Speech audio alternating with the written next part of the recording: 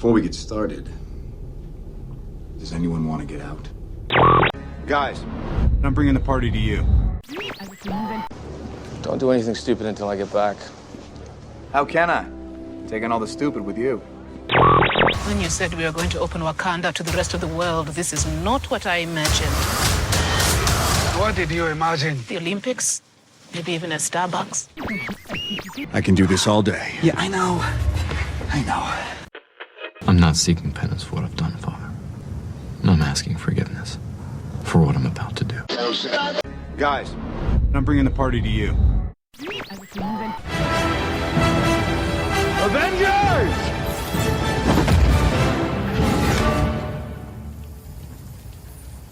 WW Radio, your information station. Hello, my friend, and welcome to WW Radio, your home and guide to Walt Disney World and Disney parks and experiences around the world. I am Lou Mangello, and this is show number 818. And since 2004, we've been sharing the magic of Disney here on the podcast, my weekly live video show every Wednesday at 7:30 p.m. Eastern, blogs, events, and more.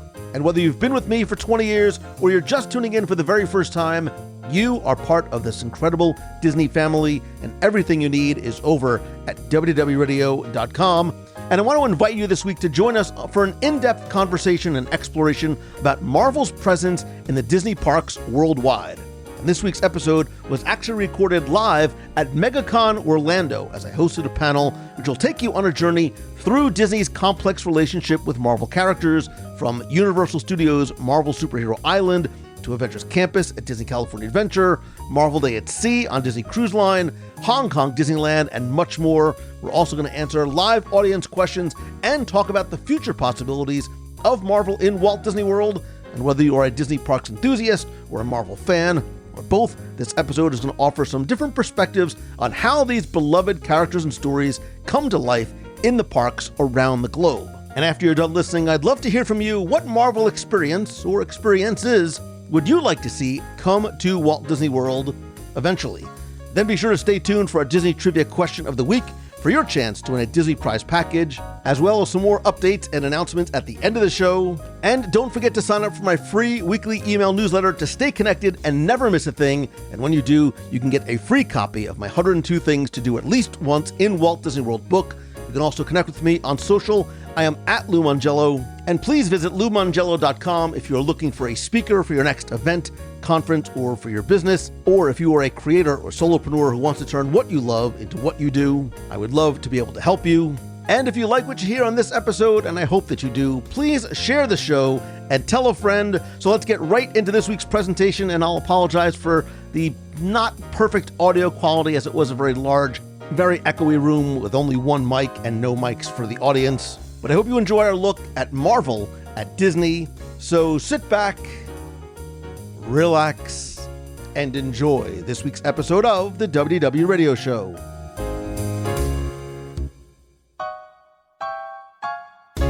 Okay, out there in Marveland, face front, this is Stan Lee speaking. Welcome from all of us to all of you. If you want to know how glad we are to have you with us, just you listen. Okay, let 'em hear it, gang.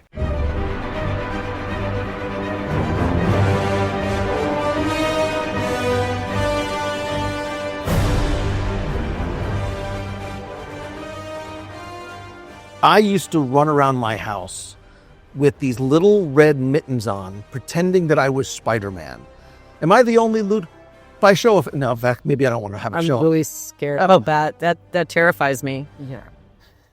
Since I was a little kid, I always dreamed of being able to sort of live out my own adventure as my favorite superhero, who was Spider-Man, for so many reasons, never thinking that we would ever have the opportunity to do it in real life. You can only do so much in your house by yourself, pretending that you are Spider-Man.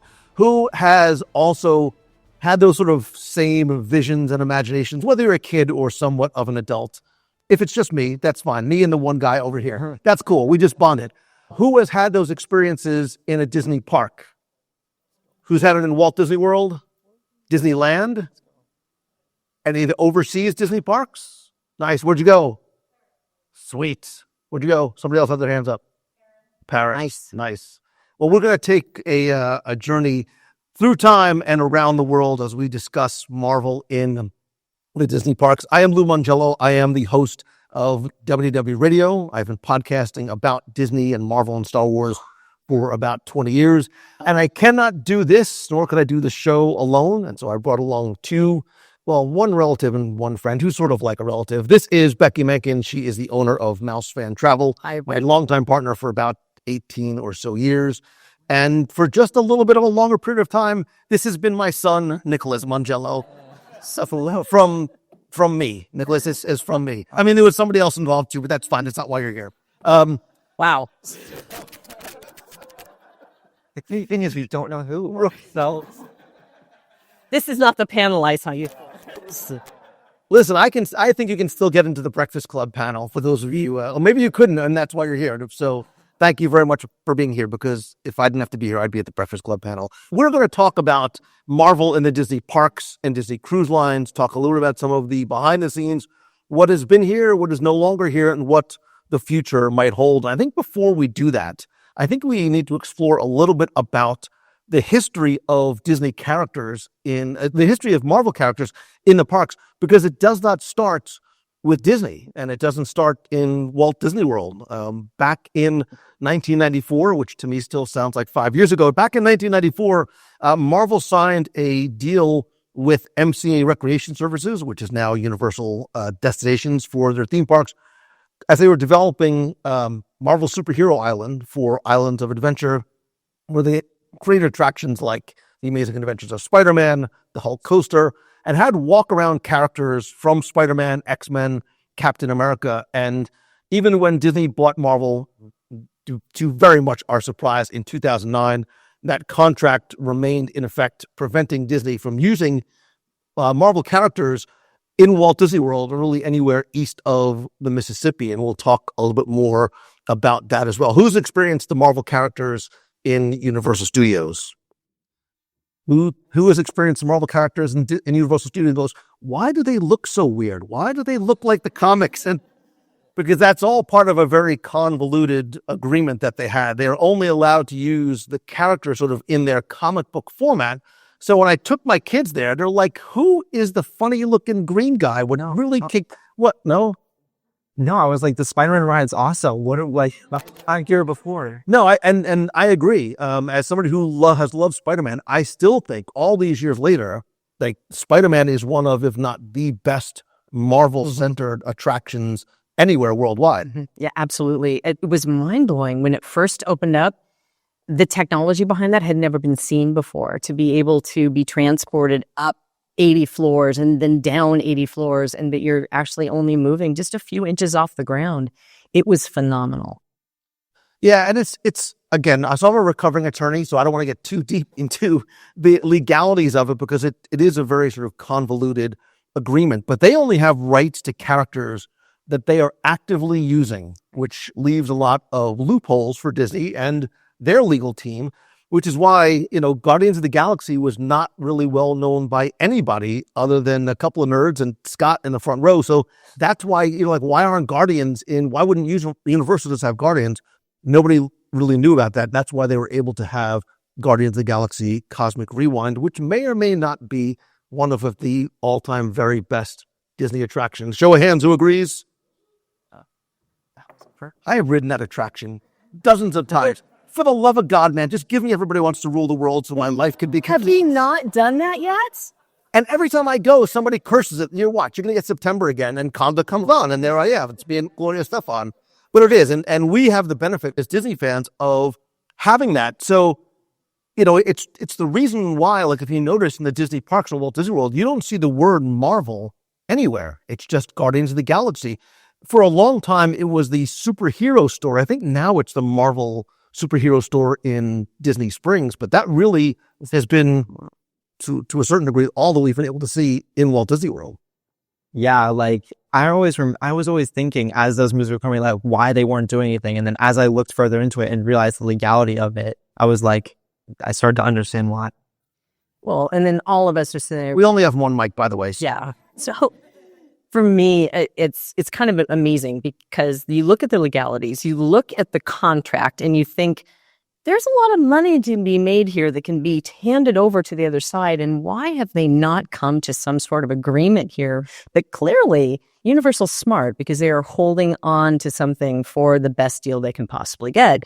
And as you pointed out earlier, when we were discussing it, that means Disney can, or that the Universal can look into their books. So there's some reasons, some pros and cons for both sides as to why we can't have this. And the other one besides Guardians that we can do in Disney World is Doctor Strange. Yeah. We'll talk about sort of that those sort of very brief, mysterious. He really sort of like pops in and sort of waves his way out. But look, I say it every year, and eventually I'm going to be right. That if I'm Universal Studios, you're right. Not just in addition to having to open up my books to Disney, which I'm sure they're not very happy about doing, because they are locked into using these comic characters that are not necessarily relatable to a lot of people who are not uber comic nerds.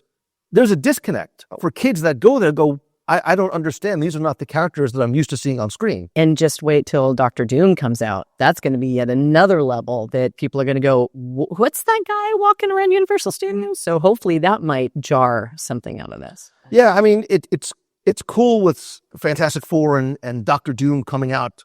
There is some more relevance for kids who might not be familiar with the comics. But I also think, too, Universal has, a bit of a space problem, and that's a pretty valuable landscape there. Between that and, like, Beetle Bailey Land or whatever the area is next door that, like, I take my kids through, they're like, who are these? Who's Betty? What's a Betty Boop do? And what's a rickshaw? I don't even know where it is. Ricksaw Falls. Yes. Ripraw. Wow, Hayes. Whatever. Keep going. Don't take Ripsaw Falls. You're acting like I was born yesterday. Like, come on, man. So we have, look, we know at least, I think a little bit. I think there are some more announcements that are coming. So we know in terms of Disney in Walt Disney World, there are plans for, by the way, I don't work for the company, just to be clear. So if I say we by accident, I don't mean we. But we know that Monsters, Inc. Land is coming to Disney's Hollywood Studios. Cars and Villains are coming to Magic Kingdom. And look, we all know that there is this desperate desire to have Marvel come to Walt Disney World. Anybody go to D23 Expo last year? Anybody go to the Parks and Resorts panel be like, this is it. This is when they announced that we're finally at the fifth gate and this will be a Marvel themed, and it's not happening. I think it might be something that is coming down, and I think it's honestly something that's coming sooner rather than later. I really do believe there is such a need for Marvel in Walt Disney World and such a desire for it. I think that is going to be the thing that is going to make that, metaphorical, family from Ohio who only comes once every 5 years go, yeah, we need to go and book another trip to Disney. Right, especially if they're looking at what comes next. What comes after Epic, right? So Epic Universe comes out and Disney's going to have to figure out what's next. And Marvel seems to be what could fill that spot. If. Yeah. Yeah, so you were talking about Guardians of the Galaxy being really the only presence in Walt Disney World. And we do see Star-Lord and Gamora come out in front of the attraction. Every now and then at a Run Disney event, you might see them pop out as well. But I think a lot of people forget about the Doctor Strange Discover the Mystic Arts. Anybody ever see that at Disney's Hollywood Studios? I didn't expect anybody except her hand to go up because it was here for a very short period of time around 2016. And with very little fanfare, Doctor Strange shows up on Pixar Place near where Toy Story Land was being built, and they created a little facade to resemble Bleecker Street in New York City, home to the Sanctum Sanctorum, and he performed, magic tricks, not like, watch me pull a rabbit out of my hat, but demonstrated for ways for kids to discover the mystic arts. And what I loved about it, it was this thing that you didn't have to line up for, you didn't have to queue up for. It just sort of appeared. It just sort of happened. And if you paid really close attention, and I'm a total nerd, it's like how I started writing trivia books about Disney World. There was a little Daily Bugle newspaper box right off to the side, and it had a headline, Strange Incidents in the City, featuring Doctor Strange, and some other text that was a little hard to read, and you're like, this is it. Nicholas, I'm telling you, watch, Marvel's coming to Disney's Hollywood Studios, and that was 9 years ago. Yeah. And every year, we have this discussion every single year. It's got to be this year. This is a sign. This is a signal. But I think, it all comes down to for-profit corporations and lawyers. And pretty soon they've got to come to an agreement, because at one point the balance, it will be balanced out where Universal's going to get what they want, Disney's going to get what they want, and then it's going to break open the gates. But it just depends on how long it's going to take to get there. Because the way the contracts are written now, it's basically Universal owns the rights to the characters that they're actively using east of the Mississippi, which is weird because Disney Cruise Line, Port Canaveral, based on my maps, is sort of east of the Mississippi, whatever. It's out of war. Just wanted to add on to the Doctor Strange thing. I think they used that sort of as a survey to test the interest in Doctor Strange, which would further pay dividends when they eventually came out with the Doctor Strange show in California. Yeah. And so speaking of California, at Disney California Adventure, they have Guardians of the Galaxy Mission Breakout. Who's written it? All right, show of hands. Who thinks Guardians of the Galaxy is better than the Twilight Zone Tower of Terror? Sorry, somebody just hit in the background. Again, this transformation of, the exact same ride system becoming something that has this incredible re-rideability factor to it. Who's ever ridden Tower of Mission Breakout during Halloween and had the special Halloween experience? I haven't ridden it during Halloween. You haven't ridden it during Halloween? You haven't. I'm the first father ever.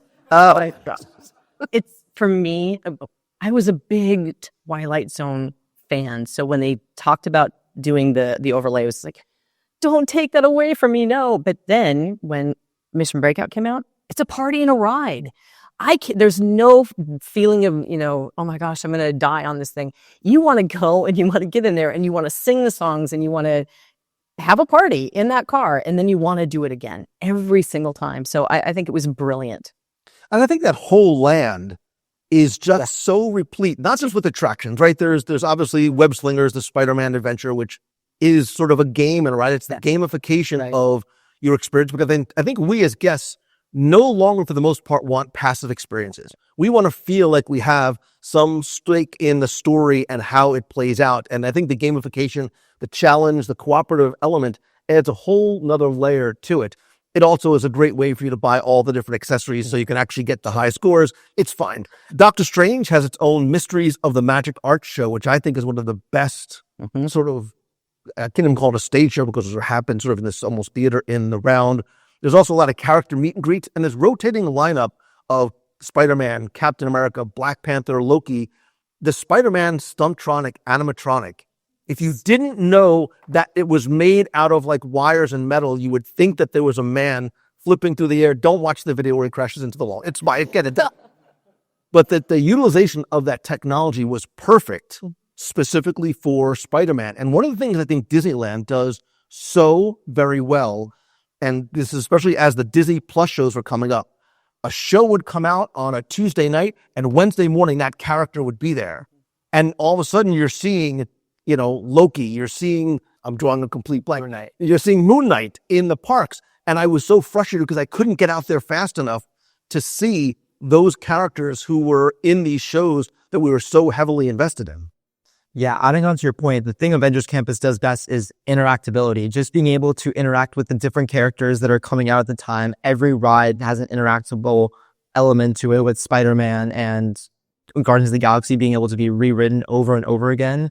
So it's constantly evolving and changing, which is what really sets it apart from the other lands. Which is what they did again so brilliantly, is theming it as Avengers Campus, so it can move through time easily. We don't have to worry about going back and forth and figuring out what character is where.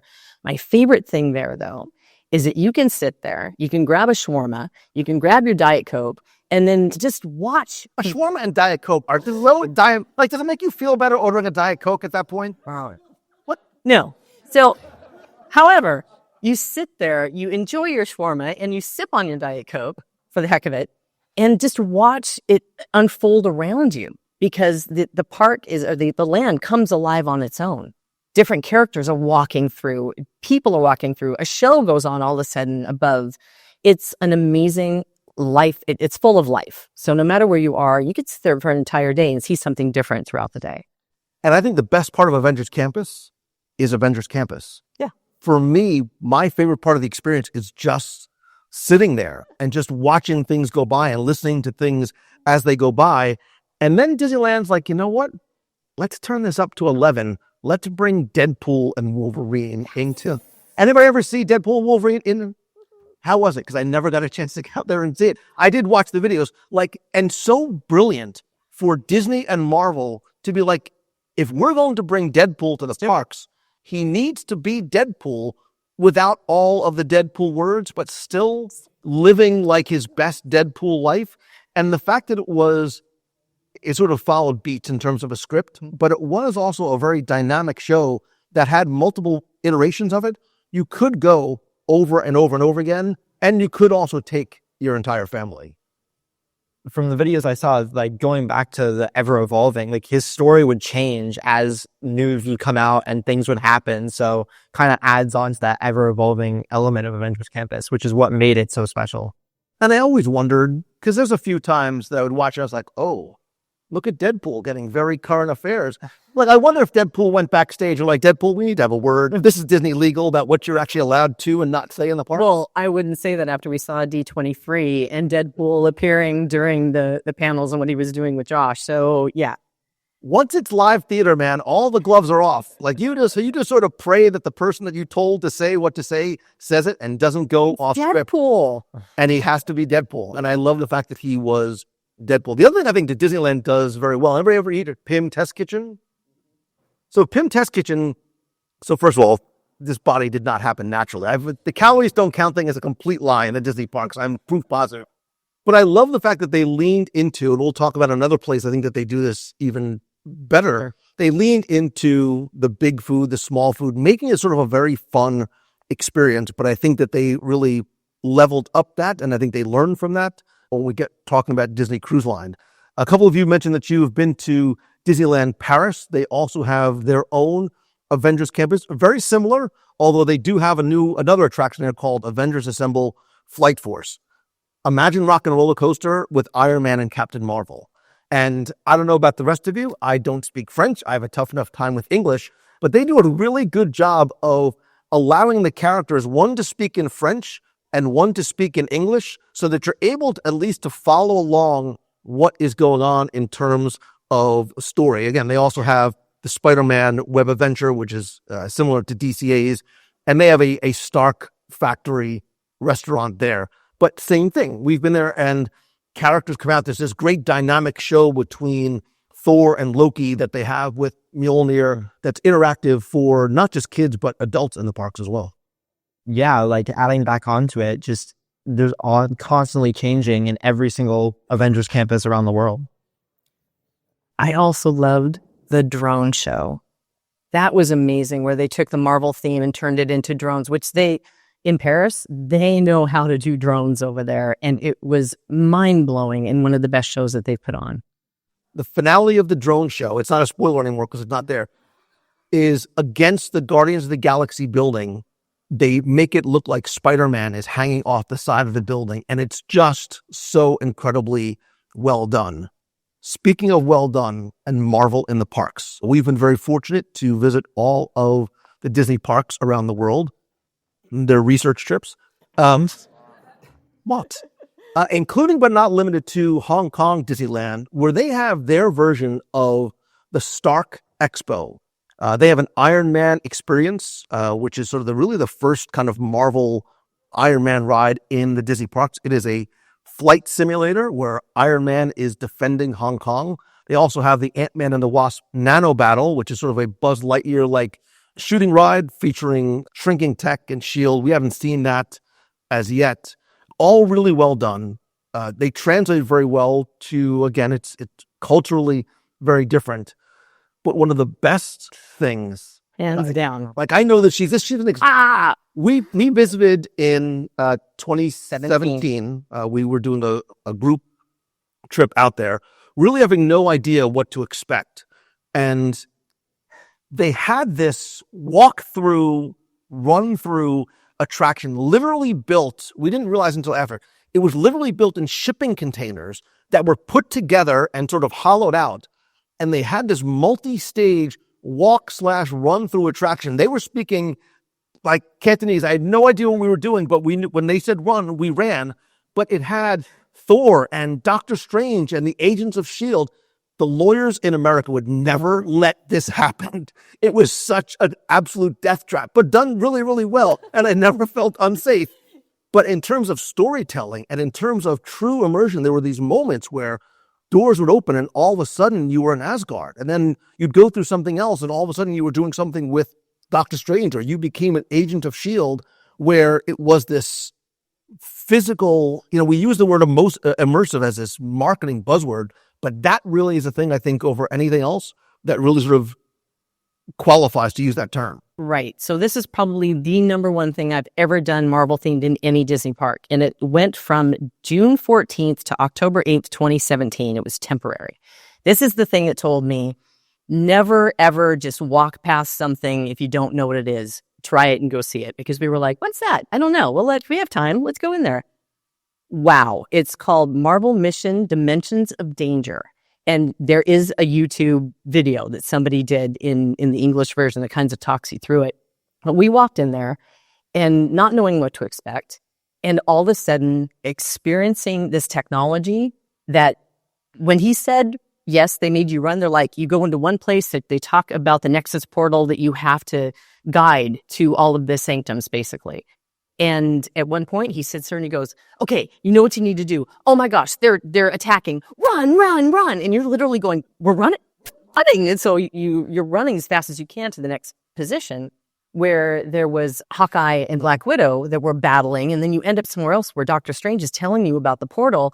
And then a moment later, he does his little hand gesture and a portal opens up and you walk through the portal and you're in Asgard. It was mind-blowing. We looked at each other. How did they do that?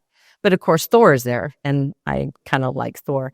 And there's this. Don't make it weird. This kid's present. I know, but this was actually kind of cool because he does pick somebody out of the audience to help and talk about the portal. And I'm sitting there going, okay, I think he goes, this is great. So to see, this is awesome. So I'm ready to go up there. And he goes, here, make sure to record this for me. And he like steps out and goes up to Thor. So yeah, that was my best memory of that. But it's funny because she's not bitter like 9 years later. So bitter. But it really was a temporary thing. It was a test market to see what they could do through a walkthrough. And we've seen some of the elements show up in other pieces in the parks, but that was masterful. And if I was hoping they would just pick it up and bring it to one of the parks, it was that good. And that's the conversation we had over our noodles and dumplings right after, which was, this has to be a test, right? They're running it through, they're testing it through, putting it through its paces here because they're going to bring some iteration like this or just pick up these shipping containers and bring them over.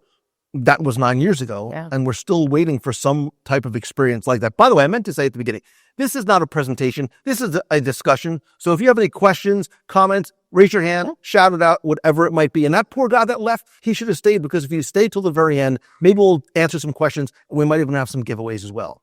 Oh, see, now, Bet Your Breakfast Club isn't giving anything away. So, Shanghai Disneyland, again, they don't have a full Marvel land there. They do have meet and greets with Spider-Man and Marvel characters. I wonder, as we start to speculate towards what the future might bring, if this could be one of the places that is primed for an additional expansion. Same thing for Tokyo Disneyland and Disney Sea, which, if you've never been before, I love Walt Disney World, but Tokyo and Disney Sea is on a completely different level. It is absolutely Tokyo Disney Sea is what happens when you say, Imagineering, here's all the money that you need. Go do whatever you want and go have fun. Yeah. And that's what ends up being Tokyo.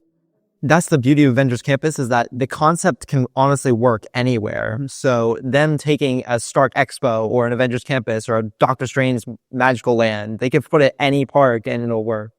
Well, I think too the thing about Avengers Campus is that it's not necessarily, and I think very much by design, it allows itself the flexibility to have any character appear at any time.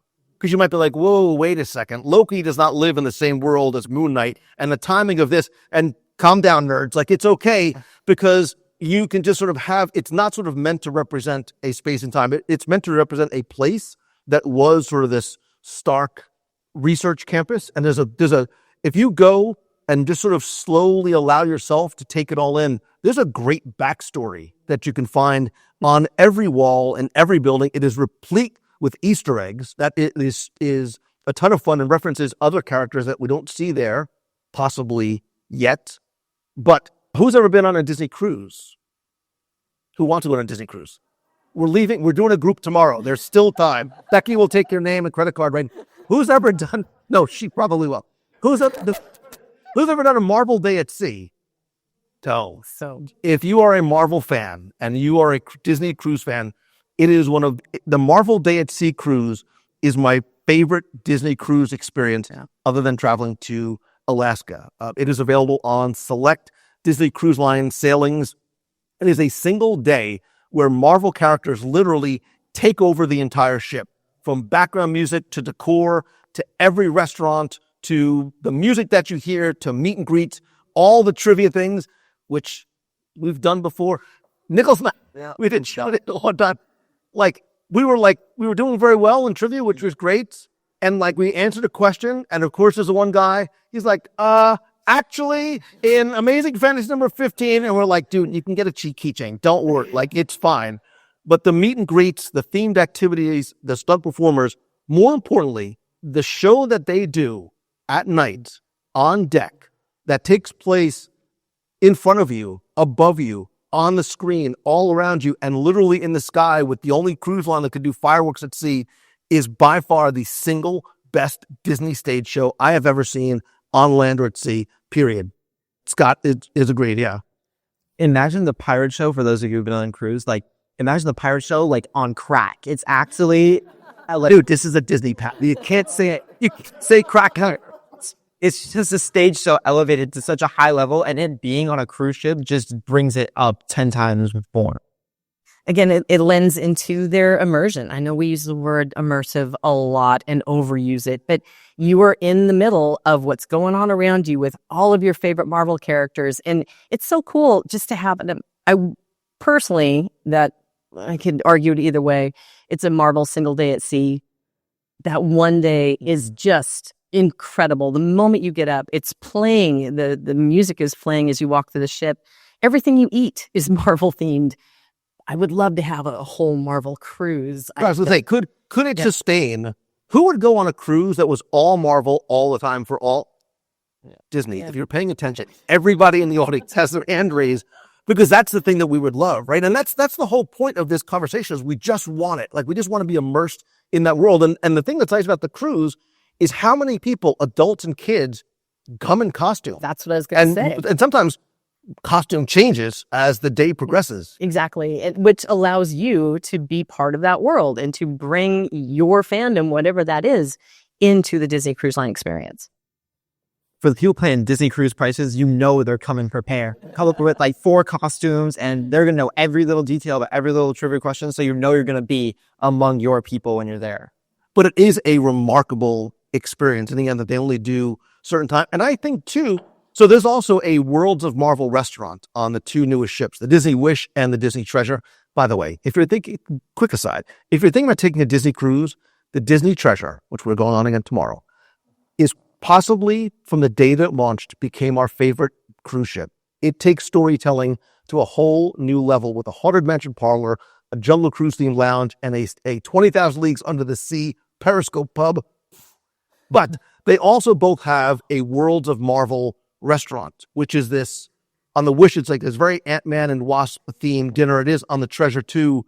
And there are, I don't want to spoil too much, but you have this sort of quantum core that sits on your table that now on the Disney Treasure, there's trivia that rotates on the screens, but there's also a story that it takes you throughout the night. And on longer cruises, you'll have 2 nights on the Disney Treasure. And I don't want to spoil it for anybody, but the nice thing about using the screens in the restaurant is that you can change it out and you can update the story. And on the Disney Treasure, like a Marvel movie, you never leave when it's over, because if you stay till the very end, there's this amazing Easter egg that is teasing what I think is coming into the future of the MCU. If you want to know what I'm talking about, stay till the end and we can talk when I'm not going to spoil it for everybody.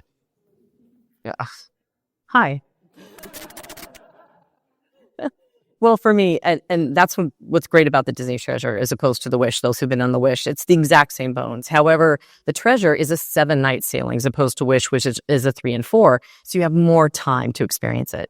which is great because when you do go to Worlds of Marvel, you get those two different shows. So you get to see it twice, and sometimes you'll get it in there on a third time as well. So if you're going to go do the treasure, do the 7 days, so you really get as much experience as you can on that ship. Do you have a question? So you've been on the treasure already? Yeah. Does it have the same? We're on the on the. Does it have the same elevator? Yes. Yeah, but they're faster. No. They do it. Yeah, they don't have that center elevator bank. So if you've been on Disney Cruise Line before, there's usually 3 elevator banks. The Wish and the Treasure have 2 larger elevator banks, forward and aft, which not everybody loves. I think that the storytelling on the Disney Treasure is so good that it overcomes any of the design inadequacies that you might have found on the Wish. Yeah. So go on the Wish and then just back to back on the Treasure and then compare and strong. And trash. What you just said is kind of strong. I'm with elevators. So there's other cruise lines right now that have learned that destination elevators are awesome. I think Disney's going to implement that because it is an issue, especially when they're teeny tiny. I don't care. When it says 40 people can fit in it, no. Becky doesn't like to walk. How does he get to elevators from Marvel? This guy brought up the elevator question. I think it's interesting, though, and we're obviously look, 45 minutes goes very fast, so we're doing sort of a very sort of top-level look at this. But I think it's interesting, this balance from the Imagineering perspective. They have all these characters and stories that they can choose from, and it's sort of balancing what they bring in from the MCU versus what they bring in from the comics, what they bring in from Disney Plus, and sort of how do they balance and make sure that they are putting in stories and characters that attract a very wide spectrum. I think what we're starting to see on Disney Plus especially are a lot of characters and stories that are geared towards a little bit of a younger demographic. And I think that you are starting to see and are definitely over the next 6, 8, 12 months going to see a lot more of, Kamala Khan and America Chavez. Cool. And another thing, just adding on is that, in Marvel, the parks get wacky with sort of the characters. So everyone has an appeal. You'll see Black Panther and Black Widow and random characters fighting and talking. So that's kind of the beauty of it. Someone had a question out there. Hi. When it comes to Walt Disney World specifically, cap a lot around what the different, ways that inlet Marvel kind of everywhere. And you're talking about bringing more Marvel specifically here, up here. And I'm a Walt Disney World all fan. Where do you think, what attractions do you think you hardly see, or what elements of all the other parks do you think work best here? This is for Universal. Right. So basically speculating as to what is going to come next for Walt Disney World. And I was convinced and incredibly wrong that I thought this was going to be the year at D23 that Josh Tomorrow, the chairman of Parks and Resorts, was going to get up and say, Marvel is coming to Walt Disney World. We figured it out. We worked out a deal. Universal needs the space. They don't want to use those characters. There's a lot of different reasons that it makes sense to happen now. I still think that is eventually going to come. And I think when it does happen, it's not going to be a single attraction, nor do I think it's going to be another Avengers Campus unless it's another Avengers Campus, right? It's Avengers Campus East. It has to be different. I don't want to see a copy of what is in Disneyland. I want to see new attractions with newer characters, because what does that make me do?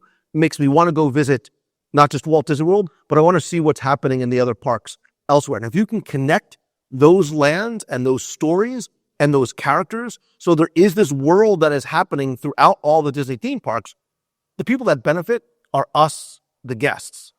So what would you like to see, or what characters maybe would you like to see in the Disney parks in Walt Disney World? What would you envision? Again, you have full reign of Imagineering, you as well. What would you like to see in the Disney parks or on Disney Cruise Line? Honestly, there's just so many characters that they can delve into, and beyond just the ones that they've used in the MCU, that the possibilities are truly endless. I want to see them do something beyond what they already did in Spider-Man, maybe a sort of swinging type of ride as opposed to the more gamified, just kind of moving around screens. But that's kind of the concept I would like. But honestly, anything is possible. Right. And we know in Disneyland, we're finally going to get that e-ticket attraction. That building, that Avengers building, has been sitting there sort of empty for a long time. We know we are going to get this multiversal threat with King Thanos, which, again, Endgame was a number of years ago. So it's interesting that that's the story, especially with incredible characters like Doctor Doom coming in as sort of being the next, I think, long time big baddie. But maybe that's something that they're saving for Walt Disney World. My little fingers are crossed, by the way. I really enjoy at Avengers Campus where you do see all those characters come together. So I don't know yet any specific thing that I'm looking for, but I do want to mention, just a side note, that we do know how invested Disney is in Marvel, especially when it comes to the parks and especially the cruise line, because they just announced and are ready to roll out the Disney Adventure, which is going to be sailing from Singapore. And there's a ton of Marvel on that ship, and it's very, very focused on Marvel. So whatever they're going to do, we know that they're going to continue to invest in the Marvel story in any of the Disney experiences. Right, and Disney Destiny, which is the next ship that's going to be here domestically, is going to have this overarching heroes and villains theme. So there are going to be exclusive Marvel-themed spaces that we haven't seen before. Now, look, on the other ships, there are some of those exclusive spaces, but they're for kids, right? The Marvel Superhero Academy is the place that I want to go and spend my time because, and if you've ever been on a cruise, go to the open house because it is this immersive area where you have all these hands-on interactive exhibits and you can meet Spider-Man, you can meet Black Panther, you can sort of virtually try on, a vibranium like Black Panther suit. You can do like an Iron Man adventure, but they're only for kids. And I think Disney has seen that and said, we need to make sure we not open up these spaces to adults, but create spaces for adults to play like kids and kids to be adults, right? Kids have the Imagineering labs so they can do and learn and create, but they also have the Superhero Academy, and I think that's what we're starting to see. And I think that's what the Disney Treasure has shown us. We want to create spaces for adults to play as well. Which clearly we need because we're all nerds and we want to be 8-year-olds with a credit card and they want to take our credit cards. So give us reasons to go. And I don't think that there's going to be a lack of that ability, especially as the future comes along. And I'm with you. I hope there's a day when we are sitting at D23 and Josh or whoever gets up there and says, okay, guys, here is, the new fifth gate and it's Marvel. How incredibly cool would that be? Okay, so thank you very much. If Disney if Josh walks in the door and announces a fifth gate, there's going to be a Marvel-themed world, a Marvel-themed land, what or who would you want to see in it? Play Imagineer for the day. What do you want to see in it? Ooh. Yeah. Well then, you get a prize just for saying fantastic. No, I'm not wanting your mints. No, I'm not. I don't have. Oh, I do have mints. Do you want a mint or do you want a keychain? All right. I'll let see Black Panther on accident. Yeah. Nice. You can also have a mint. I'm sure nobody wants a mint, so you can have a keychain or a mint. They're in the bag. And there is actually on the Disney Destiny, the Grand Hall, the sort of the center atrium, is going to be designed as a Wakanda-inspired, very regal, very majestic area. So they're very heavily leaning into Black Panther on the Disney Destiny. Peter Parker. Sorry, Ian? Guardians of the Galaxy. The current, Rocket. What we see now in the Guardians of the Galaxy, or the next iteration of Guardians of the Galaxy? Anything with Rocket. He's looking to see, what am I supposed to say? Am I supposed to say the old one? Supposed to say no? I need more Rocket. I'd just say that's one of my favorite characters. I would love to see more Rocket. There's a huge $600 statue downstairs by bed we sit. You should not tell me that. Listen, it's your money. And we're not married, by the way. Let me be very clear. God, no. Yeah. Black Widow and her history. It's interesting how we're leaning into a lot of the characters that we've seen already. Because look, I think this is a very interesting transitional time for Marvel, where we are sort of not closing the book, but maybe turning the page towards a new chapter of the introduction of a lot of new characters. The first family we're going to see, and Young Avengers, Dark Avengers, Thunderbolts, all these other things. If they ever gets that. Also, if you answer the question, come get a little giveaway thing. You can run it out to him. Deadpool. Deadpool. Yeah. Please. You can also, just say anything. You can come up and get a prize. Yeah. All the way in the back row. Blade. Dude, they got to get their stuff together and make that movie already. Yeah. Although I have to tell you, that when I saw Wesley Snipes in Deadpool and Wolverine, like my little blade loving heart just exploded. I'm like, that single scene was one of the, other than the Endgame sort of portal finale, that was one of the best Marvel scenes in a long, long time. All in the back. Adam Warlock. So, and I think that's interesting, and I know you're way back there, but you can come on. We've seen teases, right, in the movies of characters that we think are coming next. Eternals, I'm looking at you. Will we ever see those characters come to fruition? Only Kevin Feige knows. So, Kevin, if you're listening, Agents of S.H.I.E.L.D. I would love to see that come back. Really. I really enjoyed that series. And the first few seasons. Yeah. I liked it all. I like all. Don't hate on. Sorry. I meant to play all the seasons. But it would be great to see that come back because it could easily be woven into the rest of the stories. My man right here. Deadpool and Iron Man. Good combo. And Peter Quill. Listen, they've got 5,000 characters plus to choose from, so We're getting booted out. we're getting booted out. My man right here, you got the last question. I will also chat outside if you want. Go. Dr. Doom. That would be interesting. Listen, I am incredibly excited. Quick show of hands. Last question of the day. Who thinks Robert Downey Jr. was the right choice for Dr. Doom? Who is so... Flame from the side, you're so mad that Robert Downey Jr. is self-critique. I think it's all going to make sense. I think it is all going to make sense. I think. Listen, I think it was a cop-out, but that's just me. This whole multiverse variant thing, and nothing is off the table. Thank you so very much for being here. I really appreciate it. Wait, do me a favor. If you scan that QR code, so again, my podcast is WDW Radio. We all are on there all the time talking about Disney, Marvel, and Star Wars. If you scan the QR, if you subscribe to the podcast on whatever podcast player and come up and show me that you subscribed, I mean, don't unsubscribe right away. Just wait till you get your car. If you show me you're subscribed to a podcast, you can get a prize as well. Thank you guys so much. Thank you. Wow.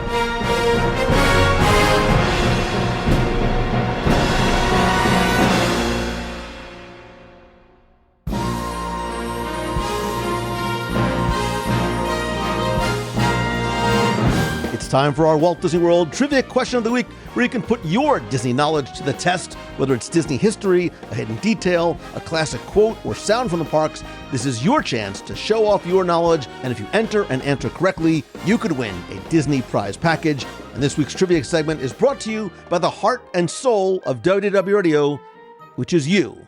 And by joining the WDW Radio Nation family, you're not only helping to support the podcast, live shows, and events, you are truly helping to create magic, because for as little as $1 per month, you not only enjoy monthly perks like scavenger hunts, group calls, exclusive surprises, care packages, and more, but your support helps our Dream Team project, which has raised more than $550,000 for the Make-A-Wish Foundation, bringing real magic to families that need it most. And I want to thank some new and longtime members of the Nation family, including Heather Finley, Mike Marshall, Kalia C., and Donna Campbell. And to learn more and join the Nation family, please visit www.radio.com/support. Now, before we get to this week's question, let's go back, review last week's, and select our winner. So on our last episode, we were talking about the music of Disney's Animal Kingdom, which is why our trivia question was about that park, but not something that's there now, but something that never came to be, because your question was to tell me what land was originally planned as part of the park, but was never built, but still left behind a few subtle references that you can still find in the park today. Did you know this one? Did you enter? And do you, like me, wish that they had built Beastly Kingdom? Because long before anybody ever dreamed of Pandora, the World of Avatar, or even Camp Minnie Mickey, original plans for Walt Disney World's fourth theme park included a very exciting, radical new concept, which was this kingdom of animals that was going to include not only those that were real, but ones that were ancient and imagined. So Disney's Animal Kingdom wasn't just going to be about lions and tigers and bats and monkeys, but dragons as well. And so I invite you to go back to show number 481, where we talk about the Walt Disney World that never was, really go into a very deep dive in terms of what Beastly Kingdom was supposed to be and why this land of mythical beasts got on the drawing board. We'll take a virtual tour of the attractions and environments that were supposed to be, look at why it never came to be, why we'll likely never see it at all, and where you can still find remnants of it in the park today. Anyway, I took all the correct entries, randomly selected one, and last week you were playing for a WDW Radio keychain, stickers, pin, and a mystery prize that I brought home just for the winner from our cruise on the Disney Treasure, which we'll cover on an upcoming episode. And last week's winner, randomly selected, is Chris Siegel. So Chris, congratulations. I'll get your prize package out to you right away. And if you played last week and didn't win, that's okay, because here's your next chance to enter in this week's Walt Disney World Trivia Challenge. So this week and at Megacon, we are talking about Marvel. We're going to stick with Marvel, and the new Captain America movie just came out. No spoilers, of course, but if you want to talk about it and some spoilers, please join our spoiler support group on Facebook. Just search for Spoiler Support Group, and I'll also put the link in the WDW Radio Clubhouse and in the show notes at wdwradio.com. But in this film, the new Captain America film, the actress who reprises her role as Betty Ross in Captain America Brave New World has a famous father who can currently be seen in a Walt Disney World attraction. But here's a hint, not for too much longer. Who is he? Who is the famous father of the actress who plays Betty Ross in Captain America Brave New World? If you know it, I'm very impressed. And if you don't, but can figure it out, I'm also going to be impressed. But you're going to get that, oh, I get it. I see where the connection is. And if you do know the answer, in order to enter, go to wdwradio.com, click on this week's podcast. There you'll find an online form. You have until Sunday, February 23rd at 11:59 p.m. Eastern to submit your entry for a chance to win another Disney prize package. So good luck and have fun.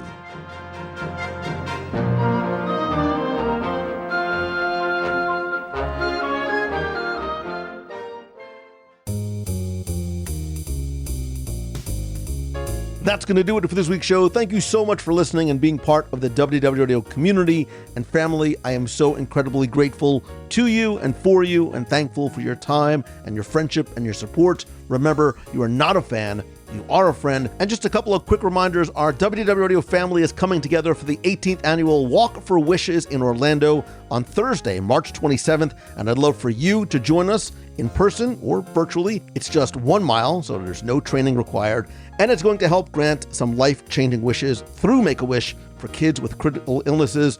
All the details and sign-up link are at www.com/walk4wishes25, including where to grab your official WDW Radio Walking Team shirt. Also, don't forget that my audio guides to Walt Disney World are now available as a free podcast. They are immersive, in-depth, guided walking tours of Walt Disney World. They are my gift to you, whether you are planning your next trip, reminiscing about your last visit, or just want to experience the magic from home. You can now listen anytime, anywhere, and it's like you and I are walking through every land of the Magic Kingdom, exploring the secrets, history, and fun facts, all in binaural 3D audio, which sounds even better in headphones, by the way. You can subscribe now on your favorite podcast app. Just search for Disney World Audio Tours or Disney and my last name. And if you enjoy it, and I hope that you do, please subscribe so you don't miss an episode, rate and review to help others find the show, and share it with a friend or on social media. It is really one of the best ways that you can help. Also, my Momentum Weekend Retreat, March 14th through the 16th, is now officially sold out, but I am taking names for the wait list. And if you can't make the retreat, don't forget that my Momentum Weekend Workshop is October 16th through the 20th, 2025, in Walt Disney World. If you are a creator, solopreneur, entrepreneur, or business owner, or if you want to go from dreamer to doer, this 4-day, 50-person, one-room event combines hands-on lessons with real-world strategies where you do the work in the room, network with like-minded people to help you start, grow, and monetize your business. To learn more and take advantage of our super-duper early bird pricing, visit LouMongello.com. And if you're not sure if Momentum is right for you, please feel free to reach out to me with any questions that you have. And remember, just because it is the end of the episode, it does not mean it is the end of the fun. Please come be part of the community and conversation over in the WDW Radio Clubhouse at wdwradio.com/clubhouse. Call the voicemail with a question, a comment, or your thoughts about this week's episode at 407-900-9391. That's 407-900-WDW1. Connect with me on social. I am at Lou Mongello on Instagram, Facebook, and LinkedIn. And don't forget to join me this and every Wednesday at 7:30 p.m. Eastern for WDW Radio Live on Facebook and on YouTube. and visit the events page at www.radio.com to find out how you can join us at our next Meet of the Month in Walt Disney World, as well as upcoming cruises, Adventures by Disney, and a few other events that I haven't announced just yet. And of course, the best way to keep updated is not just by listening and subscribing to the show, but with my free weekly newsletter. There's no algorithms, nothing to check. It's delivered to your inbox every Wednesday. Just go to www.radio.com/subscribe. Thanks as always to Mouse Fan Travel. Thanks again to Becky for joining me on the panel this week, as well as my son, Nicholas. But wherever your travels may take you, Mouse Fan Travel continues to be my recommended and trusted partner for more than 18, I don't even know what the year is. It's like 18 years. They handle all the details so you can focus on making unforgettable memories. And it's not just because all their services are completely free to you, but they are experts and give you personalized services to make all of your planning completely stress-free. Get your free, no-obligation quote over at mousefantravel.com. And as always, my friend, and you are my friend, whether we have met yet or not, all I ask is that if you like the show, please help spread the word, share the show, and tell a friend. And please remember to be kind, to choose the good, have a great day, and even better tomorrow. So until next time, remember, you're not bad. You're just drawn that way. See ya.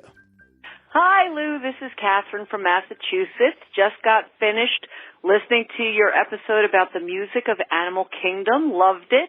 But I wanted to give a shout-out to another live performance group. I don't know if they're new. They may be.